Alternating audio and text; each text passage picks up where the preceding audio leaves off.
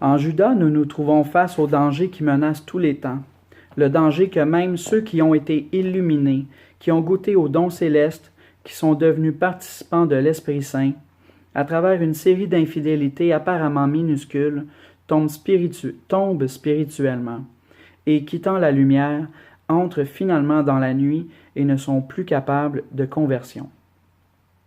En Pierre, nous voyons une autre espèce de menace, ou même de chute, qui toutefois ne devient pas une désertion et peut donc être guérie par la conversion. Jean nous rapporte 2 entretiens entre Jésus et Pierre, dans lesquels ressortent 2 aspects du danger. Au début, Pierre ne veut pas se laisser laver les pieds par Jésus. Cela va à l'encontre de son idée du rapport entre maître et disciple, de son image du Messie qu'il a reconnu en Jésus. Sa résistance au lavement des pieds a, au fond, la même signification que son objection devant l'annonce que Jésus a faite de sa passion après la confession à Césarée de Philippe. « Dieu t'en préserve, avait-il dit alors. Non, cela ne t'arrivera point. » Maintenant, dans la même perspective, il dit « Non, tu ne me laveras pas les pieds, jamais. » C'est l'objection à Jésus qui traverse toute l'histoire. Toi, tu es le vainqueur. Tu possèdes le pouvoir. Ton abaissement, ton humilité sont inadmissibles. Et toujours Jésus doit nous aider à comprendre à nouveau que le pouvoir de Dieu est différent, que par la souffrance, le Messie doit entrer dans la gloire et conduire à la gloire. Dans le 2e entretien, après que Judas est sorti et que le nouveau commandement a été proclamé, c'est le martyr qui est au centre. Celui-ci apparaît sous le mot-clé « s'en aller »,« aller vers »,« hypago ». Selon Jean, en 2 circonstances, Jésus avait parlé de s'en aller, là où les Juifs ne pouvaient venir. Ses auditeurs avaient essayé de deviner le sens et avaient émis 2 hypothèses. Dans un cas, il disait « Va-t-il rejoindre ceux qui sont dispersés chez les Grecs et enseigner les Grecs ?» L'autre hypothèse était « Va-t-il se donner la mort ?» Dans ces 2 cas, ils ont le pressentiment de la juste réponse, et toutefois ils passent radicalement à côté de la vérité.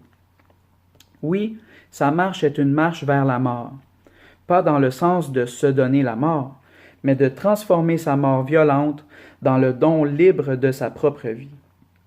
Et ainsi, Jésus, même s'il n'est pas allé personnellement en Grèce, à travers la croix et la résurrection, est effectivement arrivé auprès des Grecs et a manifesté au monde païen le Père, le Dieu vivant. À l'heure du lavement des pieds, dans l'atmosphère des adieux qui caractérise ce moment, Pierre demande ouvertement au Maître « Seigneur, où vas-tu » Et une fois de plus, il reçoit une réponse codée « Où je vais, tu ne peux pas me suivre maintenant, mais tu me suivras plus tard. » Pierre comprend que Jésus parle de sa mort imminente et veut donc souligner sa fidélité radicale jusqu'à la mort. « Pourquoi ne puis-je pas te suivre à présent? Je donnerai ma vie pour toi. » De fait, sur le mont des Oliviers, bien décidé à mettre en acte sa résolution, il s'interposera en usant de l'épée. Mais il doit apprendre encore que le martyre n'est pas un exploit héroïque, mais bien un don gratuit qui rend capable de souffrir pour Jésus.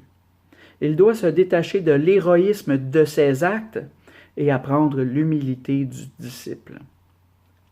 Sa volonté de se battre, son héroïsme finissent dans le reniement.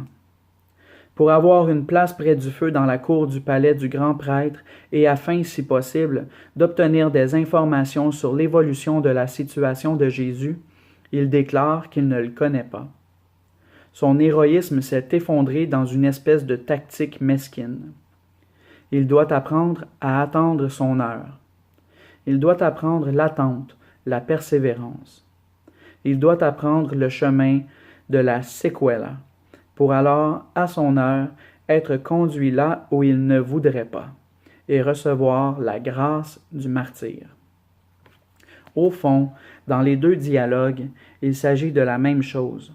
Ne pas dire à Dieu ce qu'il doit faire, mais apprendre à l'accepter tel qu'il se manifeste à nous. Ne pas vouloir s'élever à la hauteur de Dieu, mais dans l'humilité du service, être peu à peu modelé selon la véritable image de Dieu.